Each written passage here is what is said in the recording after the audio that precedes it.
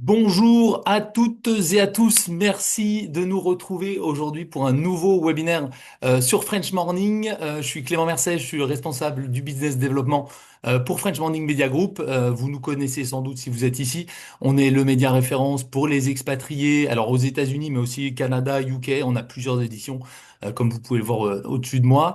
Aujourd'hui, on va parler succession transatlantique.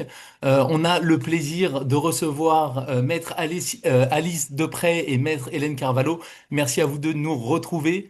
Vous êtes toutes les deux au cabinet BWG et Carvalho Family Law et vous avez formé ensemble l'Alliance. Vous allez nous en toucher un petit mot pour voilà, nous présenter cette alliance, The Alliance d'ailleurs.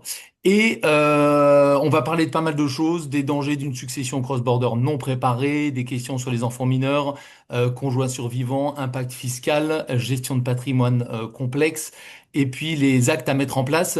Je le rappelle, on est en direct, donc n'hésitez pas à poser vos questions. On en a reçu beaucoup déjà, mais n'hésitez pas. Et puis évidemment, on remettra ce webinaire en replay, donc vous pourrez le revisionner et on partagera également les coordonnées de nos intervenantes pour que vous puissiez poser vos questions aussi en direct. Merci beaucoup. On va commencer en fait 40-45 minutes de présentation et on se retrouve à la fin pour poser vos questions et y répondre. Merci beaucoup, Clément. Effectivement, on a un programme un peu dense. L'objectif, c'est pas de rentrer dans les détails de tous ces sujets-là, mais de vous faire des petits points d'alerte sur ce qu'il faut pas rater. Et comme tu le disais, Clément, donc Hélène et moi, enfin le cabinet BWG et Hélène et son cabinet, on a décidé de créer l'Alliance parce que on s'est aperçu que les familles sont de plus en plus internationales et ces situations justifient de mobiliser des expertises croisées en droit français et en droit américain. Donc l'objectif de The Alliance, c'est vraiment de répondre à ces besoins d'une offre de services cross-border globale. Aujourd'hui, on va parler des successions, mais plus largement, l'idée, c'est de vous accompagner sur tous les sujets que vous pouvez vous poser en droit de la famille.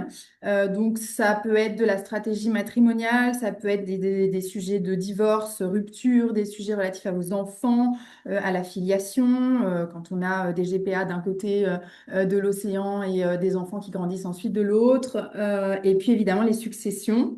Je suis très heureuse de faire partie de ce partenariat avec Hélène, à qui c'est un bonheur de travailler au quotidien. Et donc ce soir, voilà, on va vous parler des successions. Est-ce que Sauf tu erreur, peux... Hélène, je te Ouais, laisse. Alors oui, peut-être, pardon, je vais partager avec vous super, un petit merci. PowerPoint qu'on a préparé. Voilà, si j'y On pourra arrive. partager Hop, si vous le souhaitez. exactement. Voilà, je pense que ça devrait fonctionner. Voilà.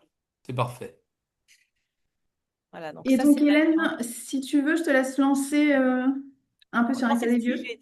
Alors, ce qu'on s'est dit avec Alice, c'est que ce serait intéressant pour que vous compreniez ce que vous pouvez faire pour organiser votre succession, déjà de comprendre ce qui se passe si vous ne faites rien. Donc, si vous ne faites rien, je pense qu'on peut passer à la slide suivante qui va permettre voilà, de visualiser. Quand vous ne faites rien, ce qui va déterminer la loi qui va s'appliquer à votre succession, c'est la loi du dernier domicile. Aux États-Unis, on parle de domicile. En France, on parle de domicile De successoral ou résidence. de résidence successorale. Mais à chaque fois, il faut bien que vous compreniez que ce n'est pas le même concept, parce que je le dis parce que beaucoup de personnes mélangent, que ce n'est pas le même concept que la résidence fiscale pour les impôts sur les revenus, et ce n'est pas le même concept que la résidence en termes d'immigration. C'est un concept particulier qui implique non seulement de résider dans un endroit et d'avoir l'intention de résider dans cet endroit de façon continue. Voilà. Donc, ça, c'est la première chose qu'on détermine si vous habitez en France ou si vous habitez à New York. Et ça a un impact très important parce que si vous n'avez rien fait, il y a la loi soit new-yorkaise, soit la loi française qui s'appliquera. Ce ne sont pas les mêmes lois. La loi new-yorkaise, elle va partager le patrimoine en protégeant l'époux survivant qui a le droit de récupérer un minimum de 50% sur la succession.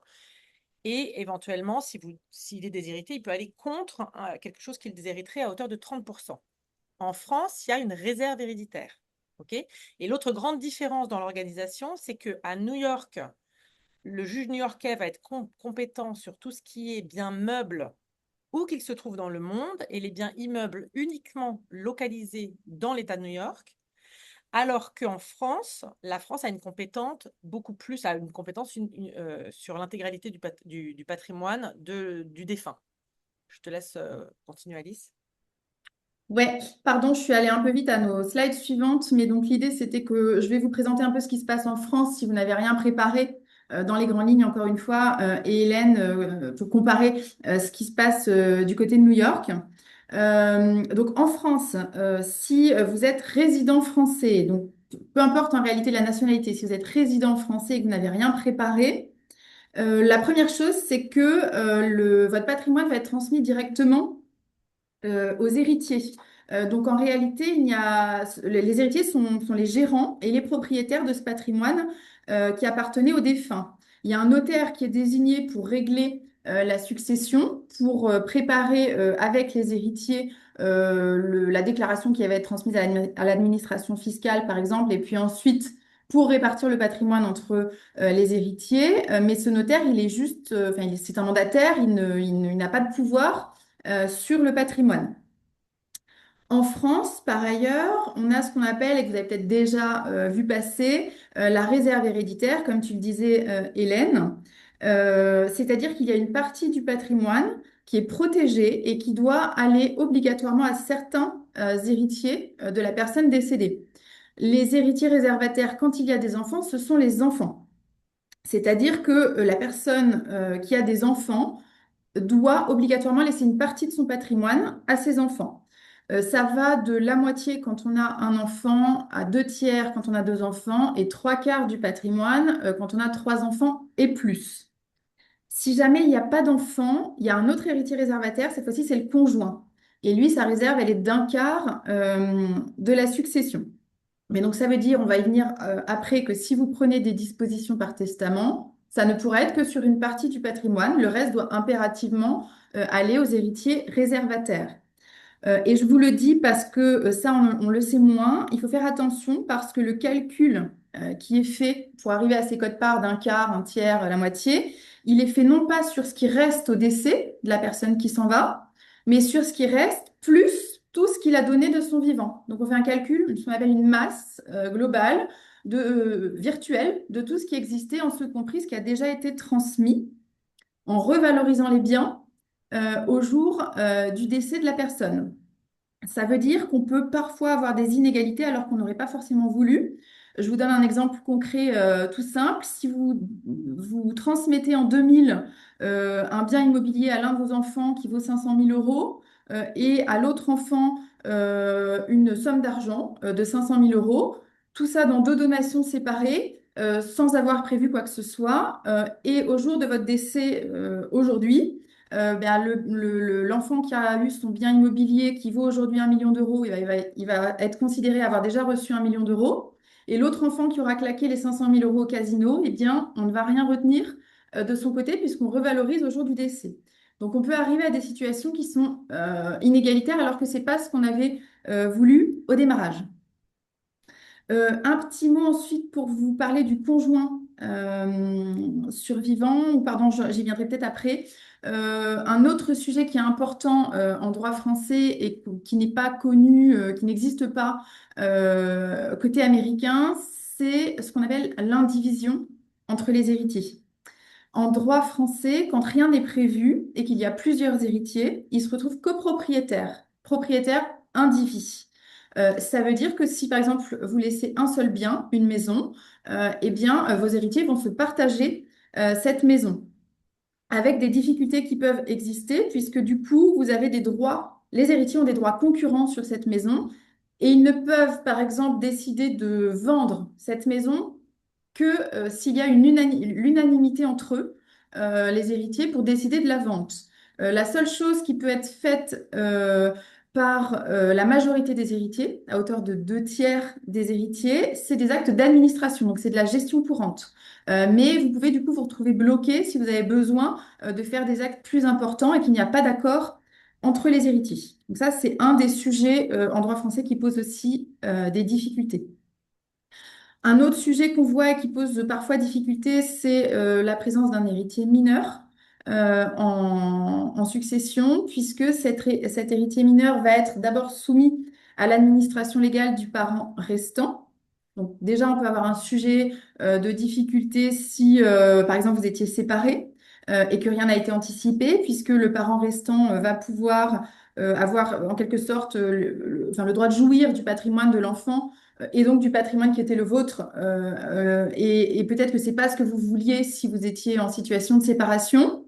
Par ailleurs, il y a la coupe, et en quelque sorte, heureusement, si rien n'a été préparé, mais du juge des tutelles, qui doit vérifier ce qui est fait du patrimoine du mineur.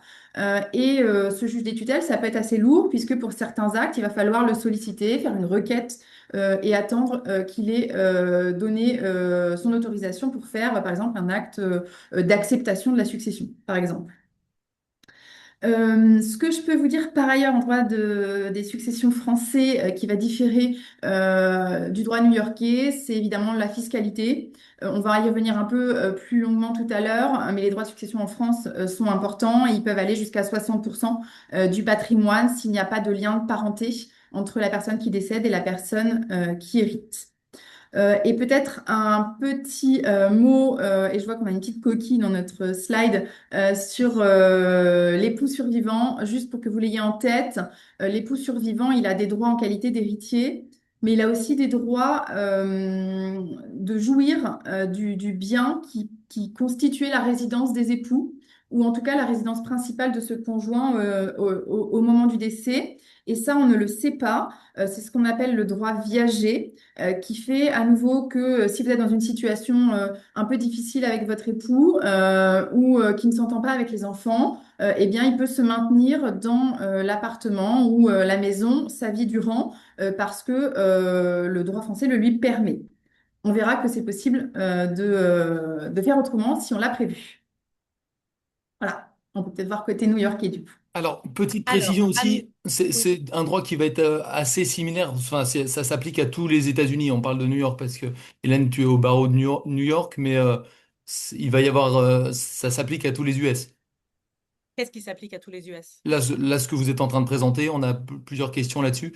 Bah, Ça, alors, pour clarifier, moi, je parle de ce qui se passe au droit new-yorkais. C'est quelque chose, par exemple, les droits de succession peuvent être différents selon les États, mais le fait qu'à New York, il y a ce qu'on appelle un probate, ça existe dans tous les États aux États-Unis, sauf peut-être la Louisiane, mais sinon, ça existe dans tous les autres États, et les fonctionnements et la façon dont ça se marche avec la France, oui, ça c'est les mêmes questions de mécanisme et les mêmes difficultés de mécanisme.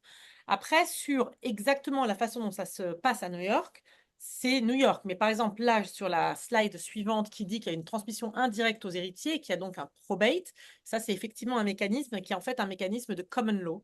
Et donc c'est ce qu'on trouve à la fois dans tous les pays de common law, donc l'Angleterre, l'Australie, les États-Unis, etc. Et en fait, à la différence de ce que Alice indiquait en France, qui est propre au pays de civil law, de droit civil, la transmission ne se fait pas directement aux héritiers, mais les biens tombent dans ce qu'on appelle l'estate, qui est contrôlé et managé par un exécuteur testamentaire. Et cet exécuteur testamentaire, il a un rôle fondamental parce que c'est lui qui va prendre tout le patrimoine du défunt, le mettre au nom de la succession et ensuite le distribuer en fonction de la loi new-yorkaise ou de la loi de l'État dans lequel vous vous trouvez, dans lequel le défunt décède. Et à défaut, il va appliquer un testament. S'il y a un testament qui a été fait, il va ensuite suivre les termes du testament. C'est aussi à différence de la France, où il n'y a pas de procédure judiciaire, sauf s'il y a un conflit. À New York, on va devant un juge et il y a un juge qui va vérifier à la fois le rôle de l'exécuteur, contrôler l'exécuteur testamentaire et vérifier que le testament est valide s'il y a un testament. Donc, dans ce sens-là, c'est quelque chose d'assez commun à l'ensemble des États. ouais, Euh, c'est juste pour rassurer les gens, savoir que voilà, les problématiques seront les mêmes oui, entre France et les États-Unis, pas uniquement à New York, sauf rares exceptions. exactement. Et Mais de la même manière, un point commun, c'est que par exemple, en France, on liquide on liquide un régime matrimonial avant de faire la succession. Aux États-Unis, où il n'y a pas, en tout cas sur la côte Est, où il n'y a pas de régime matrimonial, on va directement passer à la succession. Mais c'est vrai qu'après, il faudra aussi que chacun vérifie avec un avocat de l'État dans lequel il se trouve exactement comment les choses s'appliquent. Là, ça vous donne l'idée du fonctionnement entre la France, pays de droit civil, et New York ou un autre État des États-Unis, pays de common law. Donc le rôle de l'exécuteur testamentaire, la liberté testamentaire, ça c'est quelque chose qu'on trouve dans tous les États, il n'y a pas de réserve héréditaire. Il y a très souvent, et c'est le cas à New York, une protection de l'époux survivant, mais qui peut être waived, à laquelle on peut renoncer. C'est quelque chose qu'on fait très souvent dans un prenup ou dans un postnup, non pas pour déshériter l'époux survivant, mais pour se donner entière liberté testamentaire et transmettre le patrimoine de façon libre entre les différents héritiers qu'on veut gratifier. Sur la question de l'héritier mineur, qui est un point important, à New York, à défaut, et c'est encore une fois, je parle de New York, mais c'est quelque chose qu'on retrouve dans les autres États, à défaut d'organisation autre, l'héritier mineur ne peut pas hériter et donc le tribunal va désigner un guardian to the property. Donc il y aura à la fois un guardian to the person, un tuteur à la personne qui va s'occuper de l'éducation de l'enfant mineur, okay, sachant que la majorité est à 18 ans, et il y aura un guardian to the property qui peut être ou pas la même personne, qui va gérer le patrimoine de l'enfant mineur. Ce patrimoine, il sera transmis et il sera bloqué auprès de du Guardianship Department of Surrogate Court. Et pour sortir des fonds, il faudra que le Guardian to the Property demande l'autorisation de la Cour pour l'utilisation des fonds du mineur dans l'intérêt du mineur. Et ça, c'est des choses qui sont assez lourdes, mais qu'on peut organiser évidemment différemment si on prépare certains actes, notamment un testament, mais pas que. Et sur l'imposition, très rapidement, donc là, vous avez une imposition qui est très avantageuse, qui n'est pas une imposition comme en France qui dépend de la nature de l'héritier, mais qui est une imposition qui dépend de la masse de la succession. Et au niveau fédéral, le plafond est à 15 millions par personne. Donc, un défunt qui a un patrimoine inférieur à 15 millions de dollars n'est pas imposé au niveau fédéral. Et au niveau de New York, c'est 7 350 000 en 2026. Et ça, par contre, le plafond étatique dépend des États. Il y a des États qui n'ont aucune imposition. Il y a des États qui ont des impositions moins élevées. Voilà, donc ça, c'est quelque chose à vérifier dans votre État. Et donc ça, on l'a un petit peu abordé. On voulait juste mettre la slide. On va peut-être pas trop s'étendre dessus pour Ouais. pouvoir aborder les autres points. Mais en gros, c'est à défaut d'organisation, qui sont les héritiers. Et de manière générale, vous verrez que si on est marié et qu'on a des enfants, le mari enfin, l'époux et les enfants sont toujours gratifiés en premier lieu. Et après viennent les questions. C'est pas exactement les mêmes proportions. Et puis ensuite, ça va aux parents, etc. Cette slide, vous pourrez la voir dans le PowerPoint qu'on pourra vous remettre après si vous voulez avoir tous les détails. Je pense que c'est pas la peine, Alice, de Ok. rentrer là. Ouais, je suis d'accord. Bon, pareil. Alors, ça, c'est sur la fiscalité. New York Estate and Gift Taxes. Ça explique un petit peu plus dans les détails le système d'imposition. Voilà. Et un des éléments importants, c'est aussi que aux États-Unis, de manière générale, quand on gratifie son époux survivant et que son époux survivant est américain, il n'y a aucune imposition et donc on peut même transmettre à son époux survivant américain de nationalité américaine un patrimoine supérieur à 15 millions sans qu'il y ait aucune imposition. Alice, est-ce que tu veux faire un point Ouais. sur la... Ouais, rapidement, côté français, pareil, les époux et les partenaires de Pacs sont exonérés totalement de droits de succession. Ça, c'est pas forcément su.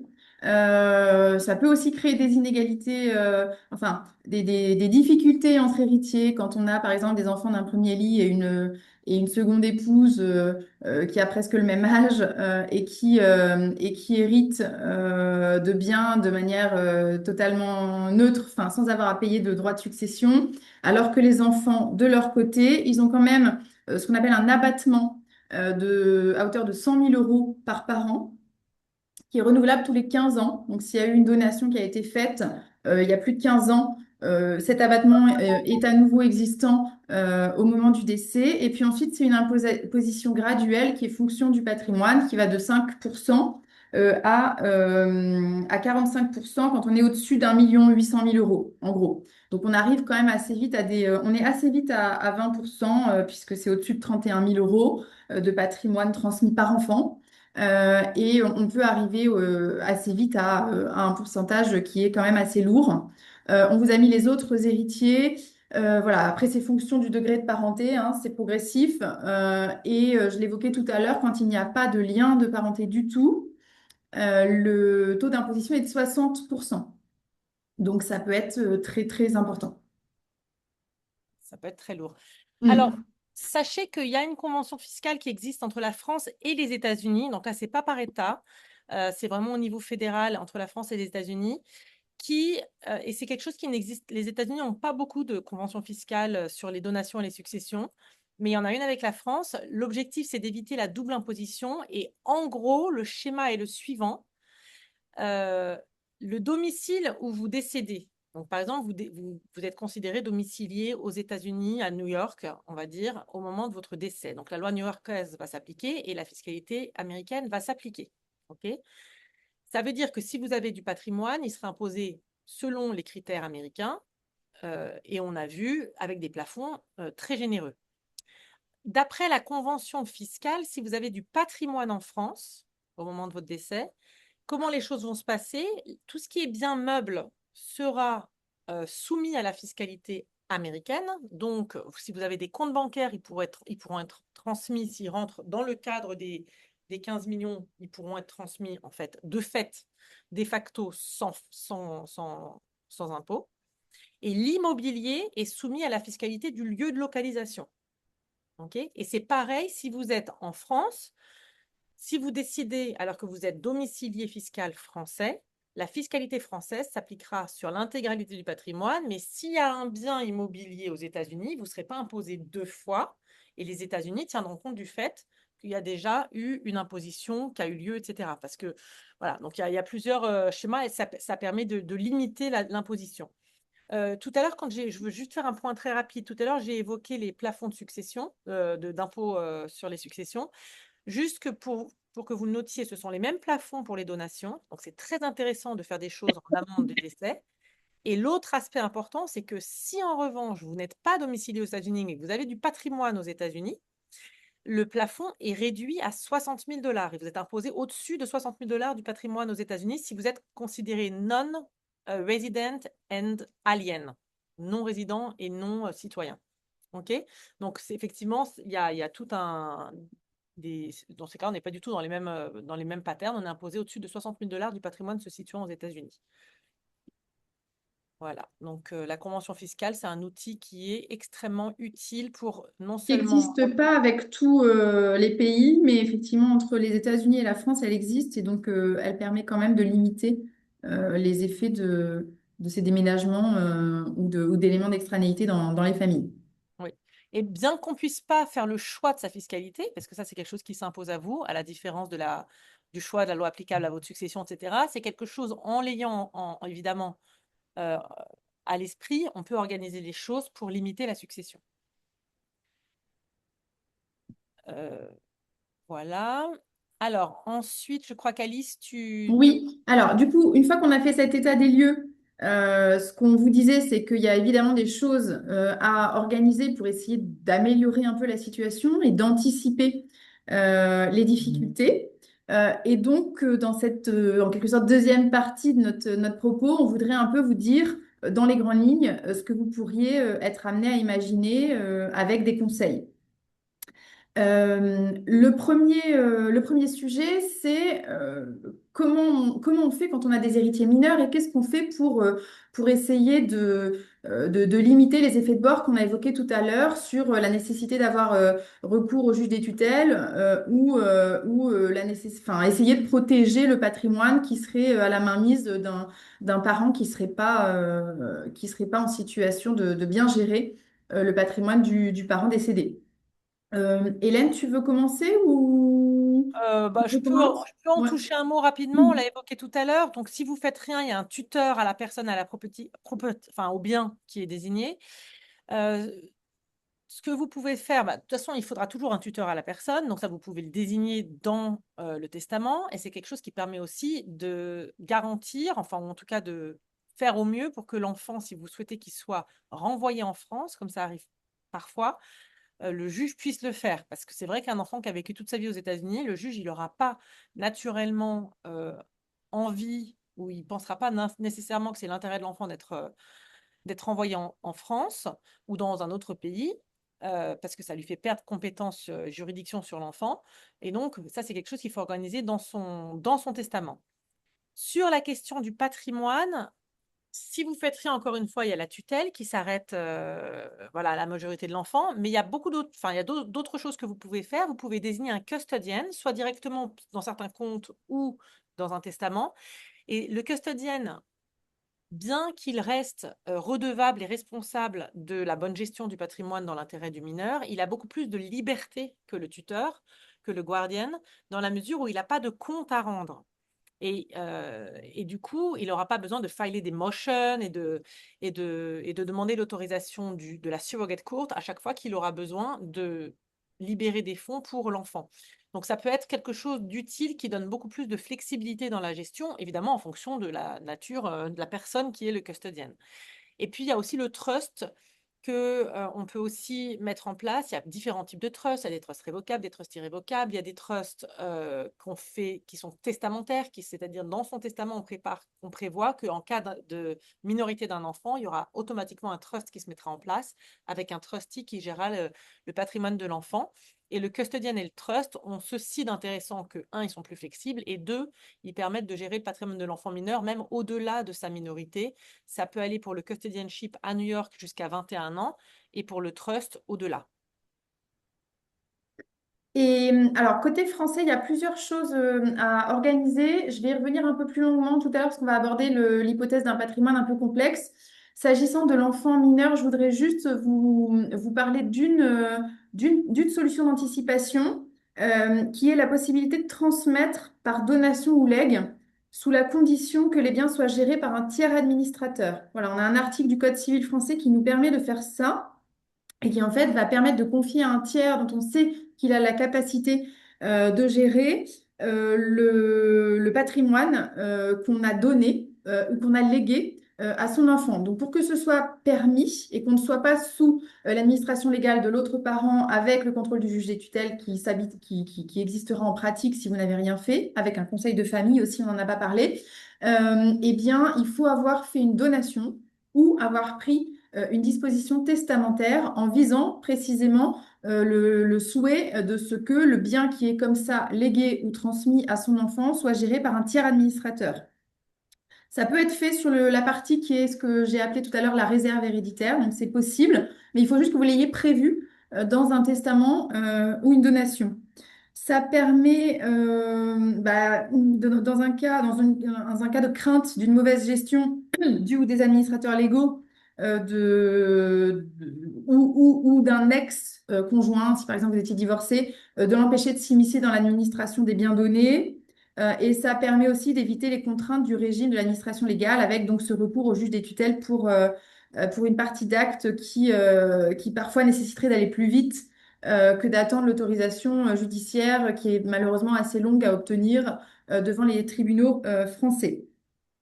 Ça peut être un proche, ce tiers administrateur, ou ça peut être un professionnel. Donc ça, il ne faut pas hésiter à poser la question à la personne qui vous aidera à rédiger ou à faire cette donation. Si vous faites une donation d'un bien en France, d'un bien immobilier, bah, vous serez accompagné d'un notaire. Donc ça peut être le notaire qui vous aide à réfléchir à la personne idoine. Ça peut être un avocat. Ça peut être, voilà, vous pouvez en parler autour de vous. La personne compétente pourrait être par exemple un expert comptable. Si vous avez des parts de société, il faut vraiment faire du sur-mesure pour que ça soit adapté à la situation du mineur.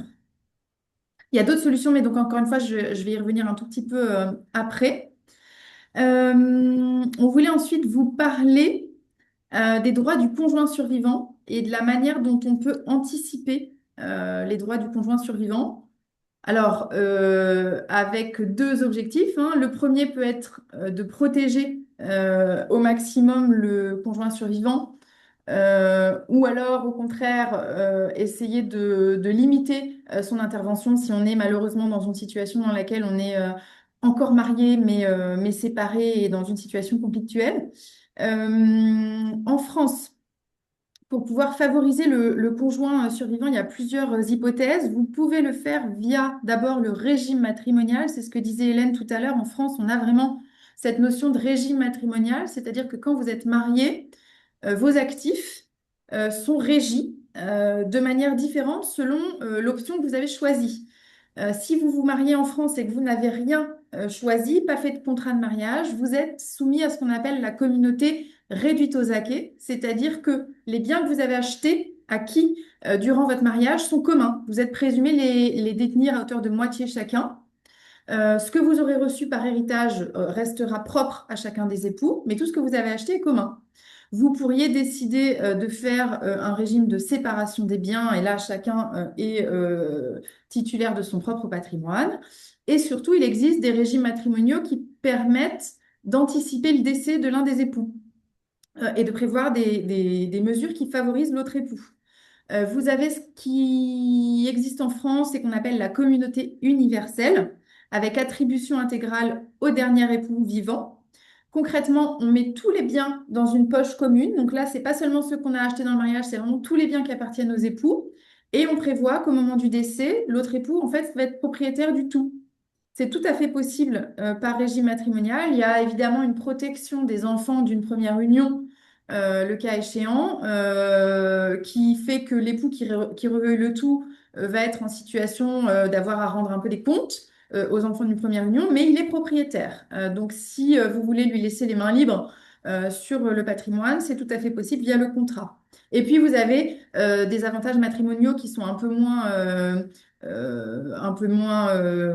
entiers et qui peuvent viser certains biens particuliers. Par exemple, vous pourriez prévoir ce qu'on appelle une clause de préciput, c'est-à-dire que vous prévoyez que tel bien, par exemple le domicile conjugal, va être sorti du patrimoine de la succession et va être récupéré par l'autre époux avant la liquidation de la succession. Et ça, c'est prévu aussi par le contrat de mariage. C'est tout à fait possible. Par ailleurs, le conjoint peut être gratifié par l'objet de donation ou de legs.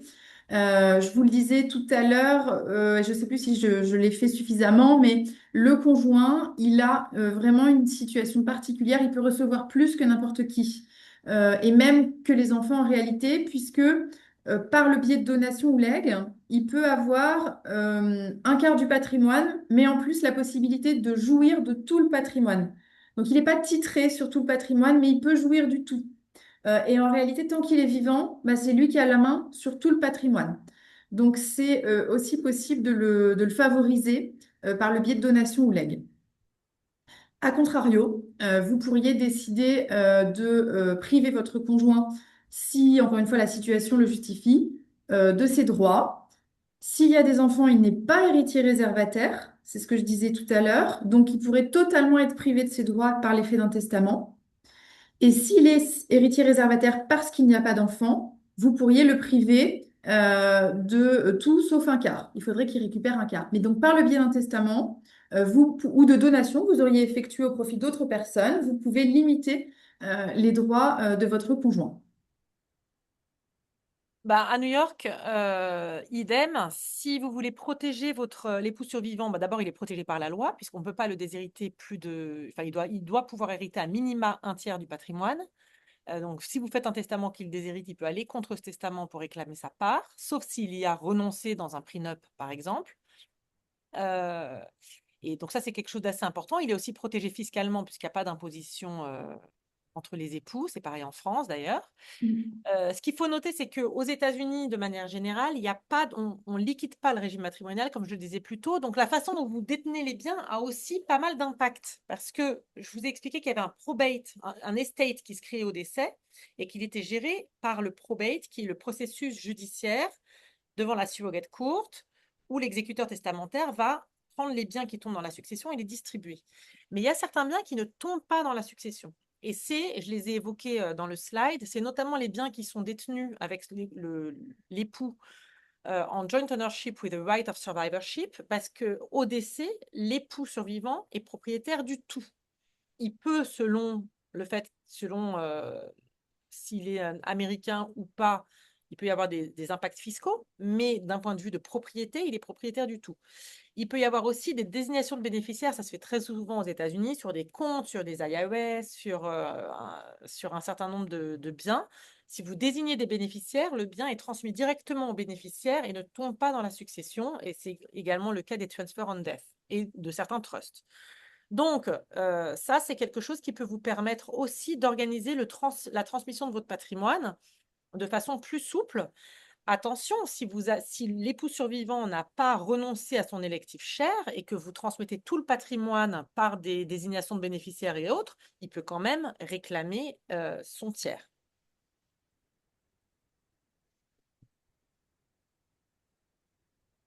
Et donc, tout à l'heure, j'évoquais la question d'un patrimoine complexe. Donc, on a abordé un peu enfin, l'hypothèse d'un héritier mineur. Plus largement, souvent, quand on a un héritier mineur, la question se pose quand on a un patrimoine un peu compliqué. Mais même sans la présence d'un héritier mineur, vous pouvez être à la tête d'un patrimoine qui est un peu compliqué et qui va être difficile à gérer par vos héritiers. Alors, généralement, quand c'est le cas, vous êtes déjà un petit peu équipé. Mais voilà, si aujourd'hui vous avez des questions à ce titre et que vous n'êtes pas complètement organisé, sachez qu'il y a des choses à faire d'un côté ou de l'autre selon où sont détenus ce patrimoine complexe. Alors, qu'est-ce qu'on appelle un patrimoine complexe? Bah, évidemment, on va penser à des détentions de parts dans des sociétés à un patrimoine qui est partagé entre plusieurs pays, ce qui peut être votre cas, parce que du coup, on va avoir des règles différentes et donc parfois des héritiers qui sont un peu, enfin pas en situation de répondre à toutes les questions qui sont posées, qui ne parlent pas forcément la langue, etc. Et donc, il y a plusieurs choses à faire.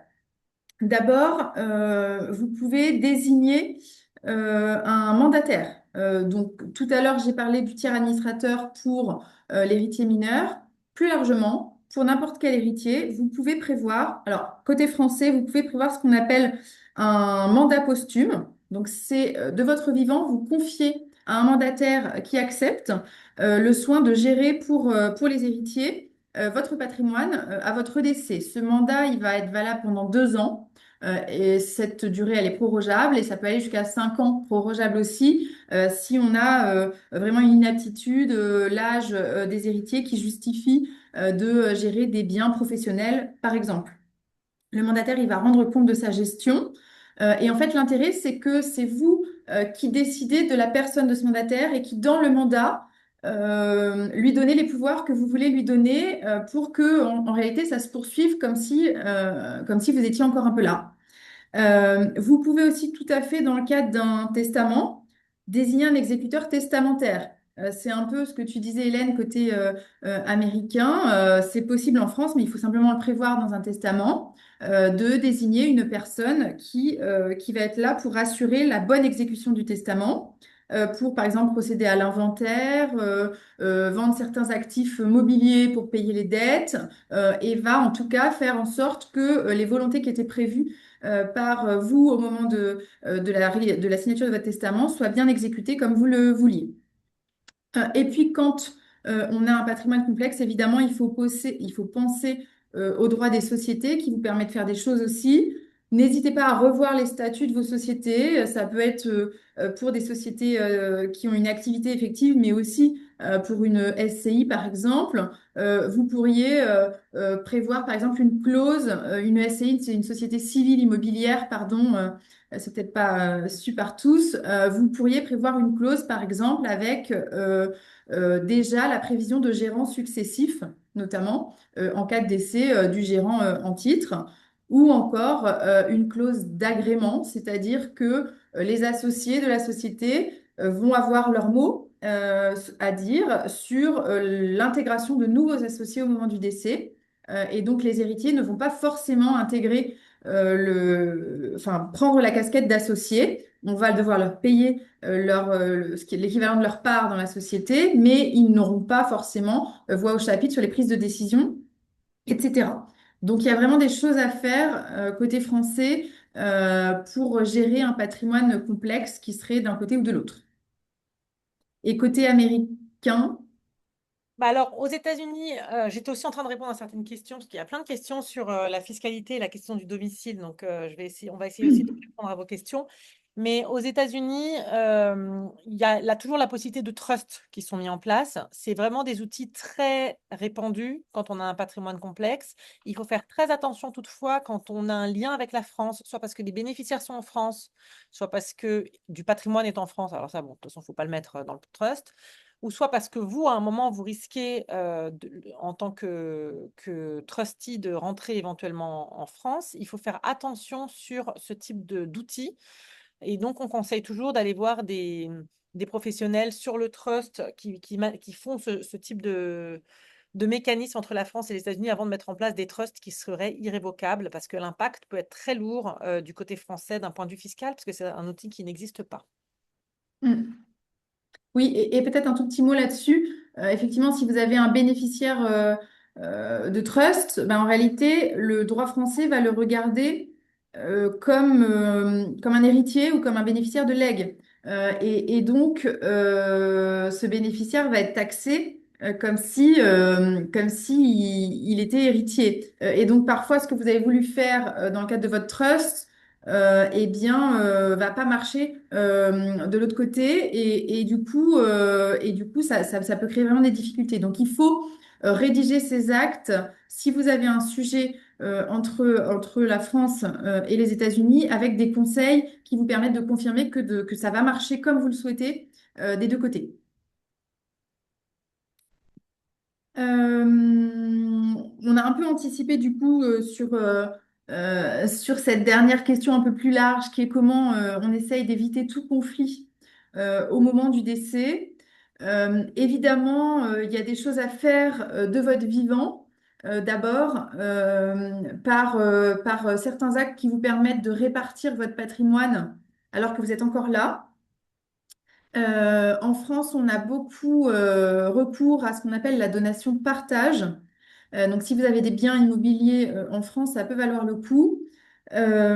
Typiquement, tout à l'heure, quand je vous disais les enfants doivent recevoir chacun la même chose, et s'ils ont reçu il y a 20 ans un bien que l'un a dépensé et l'autre a fait fructifier, eh ben, en fait, ils seront pas du tout à égalité au moment du décès. Via la donation partage, vous pouvez les laisser à égalité. C'est-à-dire que dans la même hypothèse que tout à l'heure, on a donné un immeuble qui vaut 500 000 euros à un enfant, on a donné une somme d'argent, 500 000 euros à l'autre enfant.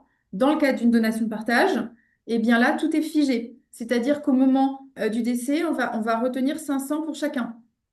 Donc c'est quand même intéressant à plusieurs titres. Alors c'est d'abord intéressant sur le plan fiscal puisque les biens qui ont été donnés eh bien, ne sont pas taxés à nouveau au moment de la succession. Si vous l'avez donné, alors on n'a pas parlé du démembrement de propriété, c'est un peu compliqué, ça n'existe pas côté anglo-saxon. C'est quelque chose que Mais de manière générale, on vous conseille de faire attention au démembrement de propriété, c'est-à-dire tout ce qui est usufruit de propriété, quand vous êtes entre les deux juridictions, ou en tout cas de vérifier auprès d'un professionnel ce qu'il en est et comment ce sera reconnu aux États-Unis. Parce que comme ça n'existe pas aux États-Unis, les États-Unis Mm, vont dire que si vous avez l'usufruit sur un bien, vous êtes considéré propriétaire du tout.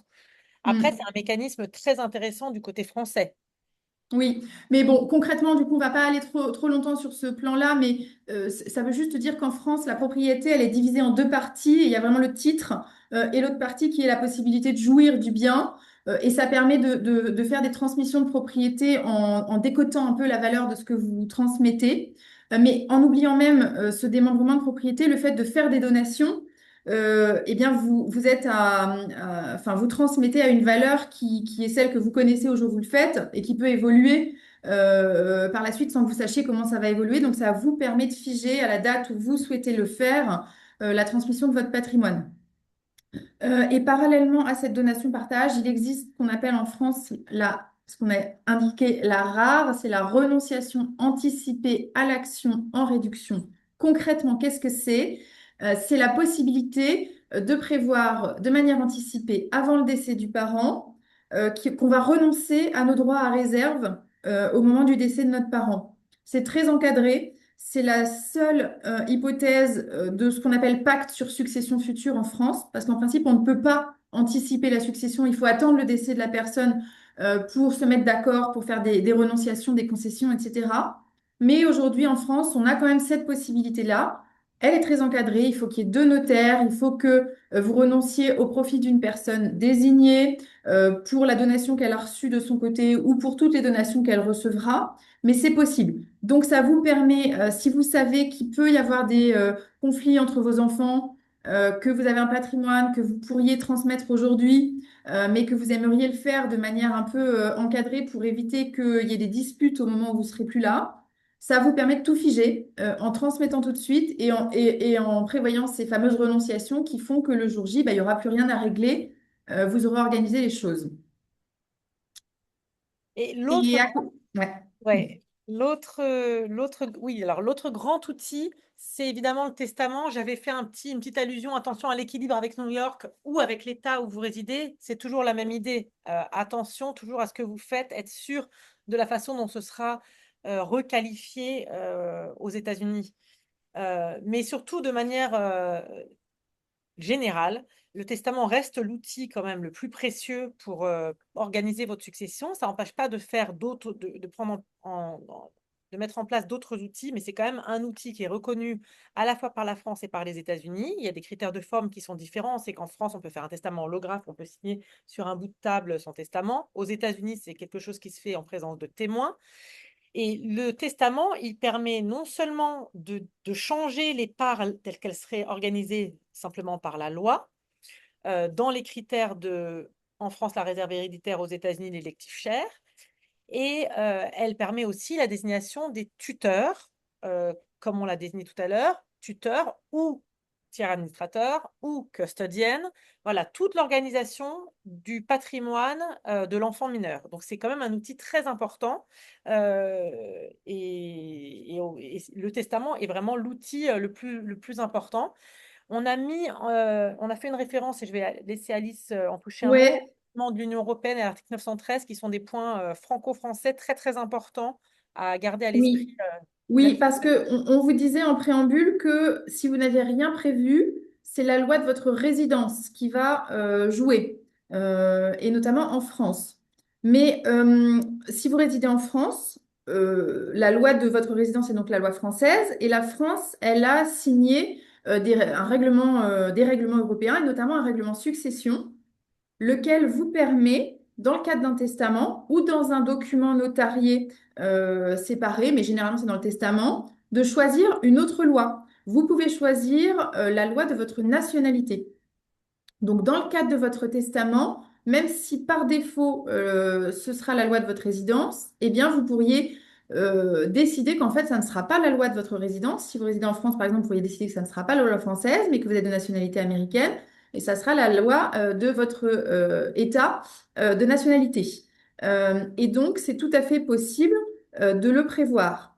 On vous a mis une petite alerte qui est que, il existe quand même une réserve, enfin une protection des enfants parce que c'est d'ordre public, les héritiers réservataires en France. Et donc on a cet article 913 que vous voyez affiché du Code civil français qui prévoit que si vous désignez votre loi nationale, qui est une loi qui ne protège pas du tout les héritiers réservataires, les enfants, eh bien la France va les protéger à minima en leur permettant de conserver les biens qui existent en France. Donc, si sur les biens qui existent en France, on peut les protéger et leur laisser ce qu'on appelle la réserve nous en France, eh bien, il va y avoir cette protection. Mais si vous n'avez pas de biens en France, eh bien, cet article ne pourra pas s'appliquer et donc vous pourriez désigner votre loi nationale sans que vos enfants ne reçoivent quoi que ce soit. Encore une fois, c'est pas l'idée. L'idée n'est pas de créer des difficultés dans vos situations, mais plutôt de vous dire ce qui existe si vous êtes malheureusement dans des situations assez difficiles voilà, et conflictuelles avec certains de vos proches. Voilà. Aux États-Unis, on a beaucoup plus de liberté et on peut tout à fait faire un testament new-yorkais, par exemple, en disant qu'on veut appliquer une autre loi, tant qu'on explique et qu'on a des liens qui sont légitimes avec cette loi. Euh, Et l'intérêt du testament, ça peut être aussi justement d'éviter toute difficulté entre vos héritiers en expliquant ce que vous faites. Par exemple, il peut y avoir un enfant qui reçoit plus que l'autre, mais c'est parce qu'en réalité, il a un handicap ou il a eu des difficultés. Et ce que vous avez fait, vous l'avez fait en le pensant de manière juste. Et c'est vrai qu'en expliquant ce que vous faites dans vos dispositions testamentaires, ça peut aussi permettre d'éviter toute toute difficulté le moment venu. Sur le testament, il y a plusieurs choses qui sont envisageables. C'est la slide suivante, Alice. C'est est-ce qu'on fait un testament ou deux testaments? Ou même plus, mais enfin. Donc, nous, très souvent, avec Alice, ça nous arrive très souvent de faire deux testaments. C'est-à-dire, vous avez un testament qui gère le patrimoine aux États-Unis et un testament qui gère le patrimoine en France. Il est possible de faire un seul testament. C'est pas toujours idéal parce qu'au-delà de la question légale, il y a aussi la question pratique de comment votre succession va être gérée. Et puis, vous pouvez aussi souhaiter des choses différentes des deux côtés. Et donc, c'est quelque chose qui est absolument possible de faire deux testaments. Mais dans ce cas-là, il faut bien s'assurer qu'un testament ne révoque pas l'autre, tant qu'à faire, et donc les faire en bonne intelligence entre les professionnels. Et encore une fois, bah, ça c'est ce qu'on évoquait, et envisager l'administration des biens par un tiers, ça peut être fait notamment dans un testament, et puis éviter le probate, j'en ai touché un mot tout à l'heure, c'est-à-dire organiser une transmission de son patrimoine hors succession, entre guillemets. Encore une fois, ça n'a pas d'impact fiscal, la fiscalité elle sera calculée sur l'intégralité du patrimoine. Si vous avez des trusts révocables, s'ils sont irrévocables, c'est potentiellement différent. Euh, donc, organiser le probate, éviter le probate de manière à transmettre du patrimoine. Et ça nous arrive avec Alice parfois quand des gens viennent nous voir et qu'ils ont des biens en France et des biens aux États-Unis, mais que les biens aux États-Unis ne sont constitués que de comptes, parfois de juste leur conseiller de faire des désignations de bénéficiaires qui sont beaucoup plus fluides. Et parfois, il n'y a pas de nécessité particulière de faire un testament, surtout quand il n'y a pas d'enfants mineurs à protéger spécifiquement. Et on arrive au bout de ce qu'on voulait aborder avec vous. Et un tout dernier mot pour vous dire qu'au-delà de la planification successorale, vous pouvez aussi anticiper une situation d'incapacité, de maladie ou d'accident qui vous empêcherait de gérer vos biens ou de prendre des décisions. Donc voilà, côté français, juste un mot pour vous dire qu'il existe ce qu'on appelle la personne de confiance. Donc ça, c'est vraiment sur le volet médical que vous pouvez désigner pour prendre des décisions pour vous sur le plan médical. Et puis plus largement, il existe un outil qui est le mandat de protection future que vous régularisez. Alors soit devant un notaire, et c'est mieux parce qu'il est plus large, soit devant un avocat, mais on est plus limité sur les pouvoirs qu'on peut transmettre. Et vous désignez un mandataire qui signe le mandat et donc qui sait qui sera votre mandataire le moment venu et qui du coup pourra gérer pour vous vos biens, prendre des décisions sur votre lieu de vie, etc., sans que ce soit le juge des tutelles qui décide de votre tuteur, qui peut être un proche ou un professionnel, et dans des conditions que vous ne maîtriserez pas le moment venu. Donc voilà, on vous conseille en tout cas, aux États-Unis, il y a aussi des healthcare proxy et des power of attorney qui peuvent être mis en place. On vous conseille de manière générale de revoir votre planification successorale à chaque fois qu'il y a une modification importante dans votre situation, soit personnelle, soit géographique, soit patrimoniale. Et ça, c'est important parce que quelqu'un posait ces questions. On envisage de rentrer en France. Qu'est-ce qu'il faut faire? Bah, si vous rentrez en France, en fait, il faut revoir toute la planification successorale parce que toute l'organisation sera différente. Il y a aussi un certain nombre de questions sur on habite aux États-Unis, mais on est de passage en France et on décède en France. Que se passe-t-il? Bon, bah, vous êtes de passage en France. Ça ne remplit pas le critère qu'on a évoqué au début de la présentation sur le fait que la loi qui s'applique est la loi du domicile du défunt. Le domicile, c'est le lieu de résidence habituel et avec une intention de vivre dans ce pays. D'accord? Donc, ça veut dire que si vous êtes en vacances en France, bah, votre succession, elle restera gérée dans l'endroit où vous êtes domicilié. D'accord? Il y a pas mal de confusion aussi, d'après les questions que j'ai pu voir, entre le fait que ce qu'on vous a indiqué sur la fiscalité qui s'applique, c'est la fiscalité sur le défunt. Le fait qu'une personne vive en France, décède en France et qu'il ait des héritiers aux États-Unis ne change pas le fait que sa succession aura lieu en France et sera imposée en France. Le fait que les héritiers soient aux États-Unis n'a pas d'impact sur la fiscalité, c'est vraiment par rapport au lieu de localisation du défunt. D'accord? C'est vraiment ça qu'on va regarder. C'est le domicile successoral du défunt ou du donateur quand on fait des donations entre la France et les États-Unis. Donc c'est vraiment je pense ce qu'il faut garder à l'esprit. Mais par contre, il peut arriver que vous ayez des liens avec plusieurs États, il peut arriver que vous ayez du patrimoine dans plusieurs États, et c'est dans ces cas-là qu'il y aura tout ce calcul entre la fiscalité, entre les différents États, etc. D'accord? Merci beaucoup à vous deux pour cette présentation dense. Évidemment, il y a eu pas mal de fois la question, il sera rediffusé en replay et on pourra pas répondre à toutes les questions, mais vous, on va partager les coordonnées d'Alice et Hélène, donc pas d'affolement, vous pourrez reprendre contact en direct. Je voulais juste reprendre une question qui est assez globale, qui va peut-être pouvoir inspirer du monde. Il y avait une question de Dominique qui demandait, leur fils travaille et réside aux États-Unis et il a une double nationalité française-américaine. Il songe à à une succession parce qu'ils ont 76 et 79 ans. Quelle démarche pouvez-vous leur conseiller? Ça va être quoi et à peu près dans c'est quoi la timeline et les choses à pas rater? Alors là, les personnes qui posent les questions sont résidentes en France. Ouais, de ce que je comprends, c'est D'accord. ça. Ouais. Si vous êtes résident en France, Alice, je te laisse répondre, mais en gros, c'est vraiment il va falloir envisager tous les outils qu'on a pu envisager, enfin, qui sont du côté français, parce que c'est la loi française qui s'appliquera à votre succession. Le fait que votre bénéficiaire, votre fils, vive aux États-Unis ne vous permettra pas de bénéficier de la fiscalité américaine, d'une part. Et d'autre part, c'est pour ça que si jamais vous habitez aux États-Unis, que vous rentrez en France, il y a des choses qu'on peut faire avant de rentrer en France, en termes de donation, etc., pour bénéficier de cette fiscalité. Et d'autre part, vous avez un nombre d'outils dont Calice a pu évoquer, avec certains plus ou moins recommandés selon la façon dont ils seront.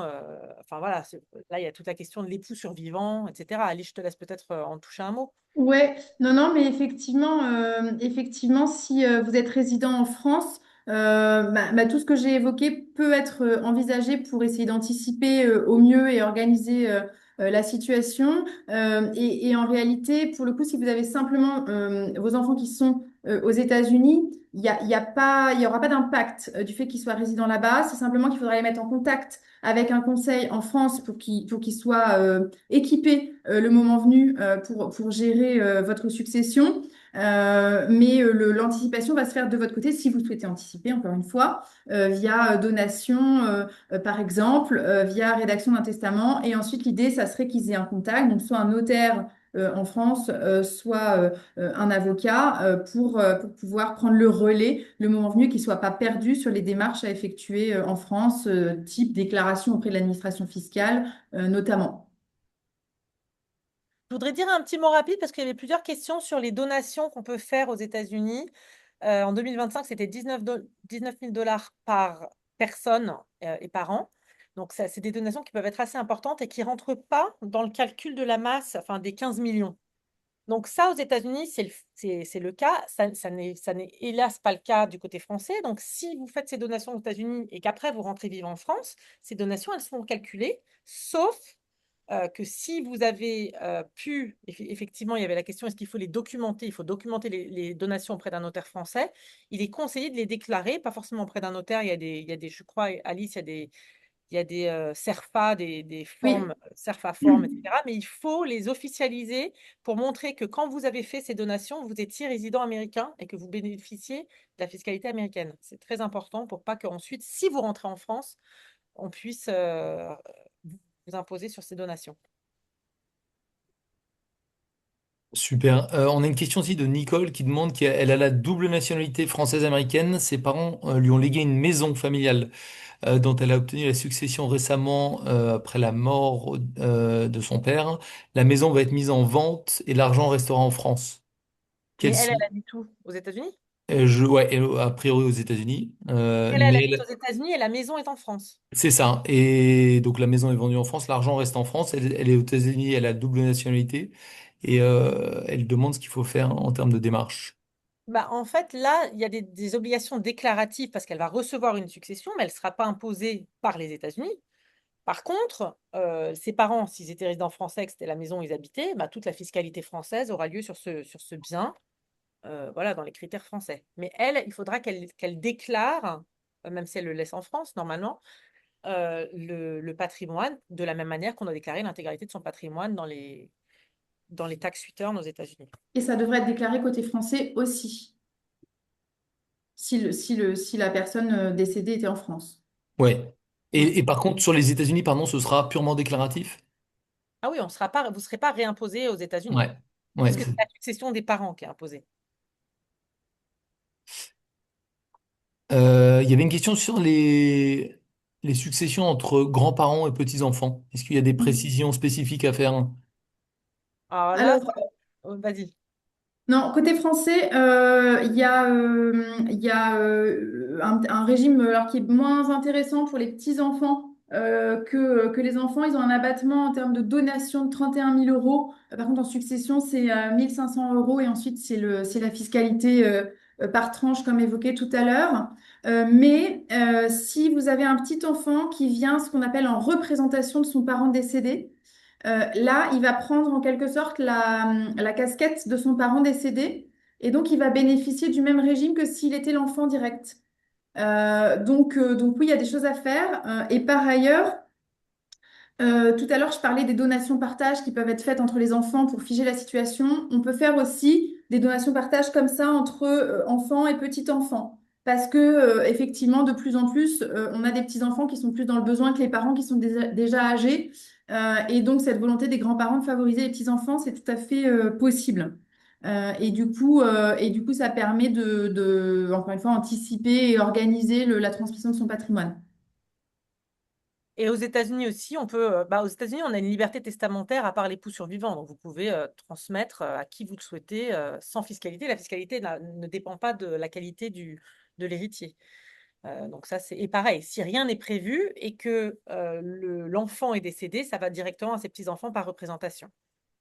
Je voudrais juste aussi te faire un point. J'ai vu qu'il y avait des questions sur la SCI. La SCI, qui est une société qui est donc théoriquement un bien meuble, comme elle ne contient que des biens immeubles, dans la convention fiscale, elle est quand même considérée immeuble et sera imposée comme un bien immeuble. Donc, faire une SCI pour détenir vos biens immobiliers en France ne vous exonérera pas de la fiscalité française sur ce patrimoine. Euh, je vois la question de quelqu'un qui dit, ils sont une famille avec 2 enfants, ils habitent tous aux États-Unis, ils ont que du patrimoine aux États-Unis et un jour ils voudraient rentrer vivre en France. Comment organiser les choses? Bah, déjà, avant de rentrer en France, vous bénéficiez de la fiscalité américaine. Donc, avant de rentrer en France, vous pouvez faire des donations. Une fois que vous êtes en France, si vous faites des donations, elles sont soumises à la fiscalité française qui est absolument pas la même. Donc, ça, c'est un des points. L'autre point, si vous évoquez l'idée d'acheter du patrimoine immobilier en France, oui, il y a toute la question, et je pense à Alice qui avait quelques questions là-dessus, peut-être que tu peux en toucher rapidement un mot sur la transmission de l'usufruit ou de la nue propriété. Oui, alors côté français, du coup, si effectivement vous avez transmis, enfin on ne l'a pas abordé tout à l'heure parce que c'est un peu compliqué, ça n'existe pas côté anglo-saxon, mais si vous avez fait déjà des donations côté français ou si vous anticipez de le faire en démembrement et que donc vous transmettez seulement la nue propriété, par exemple à vos enfants en conservant la possibilité de jouir du bien, eh bien, quand vos enfants, enfin, quand vous allez décéder, vos enfants vont redevenir plein propriétaires automatiquement. Qu'en fait, ils vont pas être taxés sur le droit de jouissance qu'ils récupèrent. Ça aurait été taxé au moment de la donation. Et donc, c'est quand même intéressant côté français pour pouvoir anticiper et optimiser un peu la fiscalité.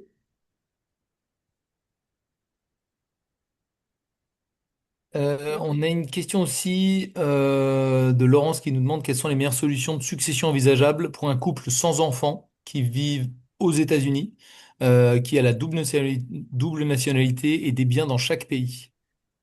Est-ce qu'il faut faire un will, un trust, wealth plan dans chaque pays ou non? En fait, ça dépend de la valeur de votre patrimoine, s'il est au-dessus ou pas de ce qu'on vous a indiqué des 15 millions au niveau fédéral et du plafond au niveau étatique. Ça dépend de la nature des biens, est-ce que c'est de l'immobilier et du mobilier? Et ça dépend à qui vous voulez transmettre. Si l'idée, c'est de transmettre l'un à l'autre, le fait que vous soyez tous les deux américains, puisque vous avez dit que vous étiez dual citizens, vous êtes protégés l'un l'autre, puisque l'époux survivant américain ne paye pas d'impôts aux États-Unis, même au-delà de 15 millions, même au-delà du plafond. Donc ça, c'est quelque chose qui vous protège.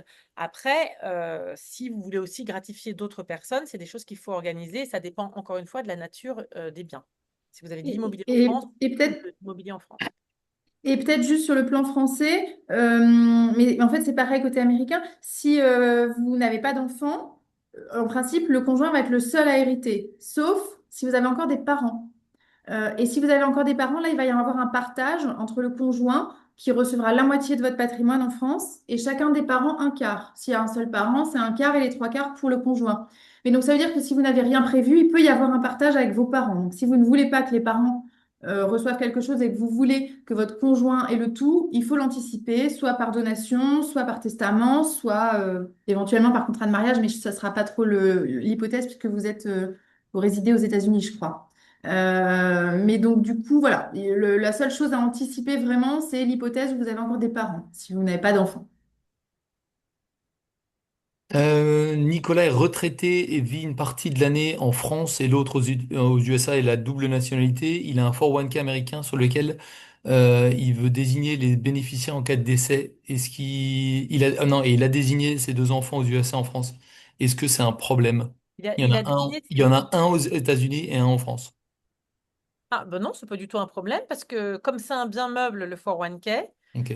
j'imagine qu'il est plus marié puisque le 401k, on est obligé de désigner son époux si on est marié. Mais si c'est pas le cas, comme c'est un bien meuble, ce sera soumis à la fiscalité du lieu du, dé- de- du défunt et du coup, s'il est domicilié aux Aux États-Unis, États-Unis. la fiscalité américaine. Quel que soit Euh, le lieu de localisation du bénéficiaire. Ok, alors on a beaucoup de questions, mais on ne pourra pas y répondre à toutes. Valérie nous demande, vous avez mentionné le fait qu'on peut choisir la loi nationale qui s'applique dans un testament. Est-ce que ça permet de soumettre la succession des biens immobiliers américains au droit américain, même si on décède en France? Alors, j'ai la question sous les yeux, elle n'est pas Ouais. très claire, mais je reclarifierai que cette désignation de la loi applicable, elle ne concerne que la désignation de la loi qui s'applique à la transmission de votre patrimoine, pas à la fiscalité. La fiscalité, vous ne Hmm. pouvez pas choisir la fiscalité, sinon ce serait trop facile, puisque tout le monde choisirait la fiscalité américaine, évidemment. Donc, vous ne pouvez pas la choisir. Vous pouvez éventuellement organiser à la fois le lieu de votre domicile, le fait que vous pouvez détenir des biens en France, pas immobiliers, et résider aux États-Unis. Et donc, là, les biens mobiliers seront inclus dans la fiscalité américaine. Voilà, il y a des choses que vous pouvez organiser en comprenant l'impact fiscal, mais ce n'est pas quelque chose que vous pouvez faire dans un testament, pas du tout. Dans le testament français, vous pouvez choisir la loi de votre nationalité, ce qui vous permet, par exemple, d'échapper à la réserve héréditaire française. Mais encore une fois, comme Alice le disait, le législateur français est venu contourner un petit peu les dispositions européennes et a recréé une réserve héréditaire, on va dire en gros un prélèvement automatique, Ouais. Oui, je sais plus, j'ai plus le terme, un prélèvement compensatoire compensatoire. les biens qui existent en France. Voilà. Une question qui aborde le Pax, qui peut répondre à pas mal de personnes. Jean est français et résident français. Il est paxé avec une Américaine qui vit en France avec un titre de séjour, donc de 10 ans. Ils vivent sous le même toit en France. En cas de décès donc de sa partenaire, ou pas épouse, mais paxé, Partenaire. Partenaire de Pâques. partenaire, on est bon. Juridiquement, on est bon. Quel pays est en charge de la succession, sachant qu'elle a un seul compte bancaire aux USA. Si ça. Alors, c'est pas le Pax qui va impacter, c'est depuis combien de temps elle était en France et est-ce qu'on peut considérer que sa résidence est en France? J'ai l'impression qu'elle est là depuis un moment qu'elle est installée. À première vue, je pense que ça va être la loi française qui va s'appliquer. Encore une fois, enfin, tant sur le plan fiscal que sur le plan civil. Et par contre, le Pax, c'est quand même intéressant de revenir dessus. Il y a pas le droit ne prévoit rien entre partenaires pacsés civilement. C'est-à-dire que le partenaire n'est pas héritier au sens de la loi française. Mais vous pouvez lui transmettre par testament tout ce que vous voulez. Il y a une exonération fiscale à partir du moment où vous êtes paxé ou c'est pas un pax de paille. Et parce que l'administration fiscale, évidemment, surveille un tout petit peu qu'il y a bien une communauté de vie, que vous étiez en couple, etc. Mais donc, si vous prévoyez un testament en léguant tout à votre partenaire de pax, c'est possible et elle ne payera pas de droit de succession. Mais il faut le prévoir par testament. La loi ne prévoira rien par défaut. Et c'est pareil aux États-Unis, c'est le mariage qui donne des droits légaux dans la succession du défunt. On n'a pas de droit à défaut de mariage. Il n'y a pas de common law marriage. En tout cas, pas à New York. Donc le mariage extrêmement important pour que vous puissiez garantir la protection de l'époux euh, en cas de décès. Super, alors on a déjà pas mal dépassé. Je ne sais pas si vous voulez rajouter ou si vous avez une question à laquelle vous voulez répondre en particulier. Il y en a encore quelques-unes. Non, il y en a plein. Juste pour, sur la détermination de votre domicile successoral, on ne peut pas vous donner un délai particulier. C'est vraiment à la fois le fait d'être résident à un endroit. Donc, par exemple, si dans l'exemple que vous venez de soulever, voilà, j'habite en France, je me suis pacsé avec un Français, mon domicile est en France, j'achète mon pain en France, etc. Vous avez une résidence en France.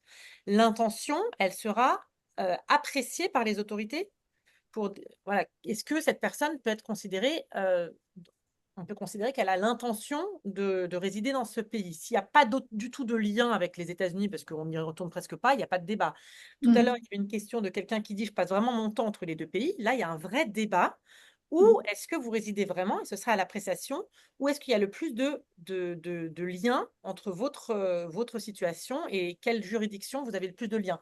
Et là, vous pouvez un peu tenter d'influer, notamment en faisant un testament où vous dites je me considère domicilié plus aux États-Unis qu'en France. Enfin, je me considère je réside aux États-Unis, c'est déjà un critère de l'affirmer. Ça peut être un critère, c'est pas forcément déterminant, mais c'est un critère d'appréciation Mm. du lieu du domicile. Donc c'est quelque chose à faire au cas par cas. Alice, peut-être un mot de la fin?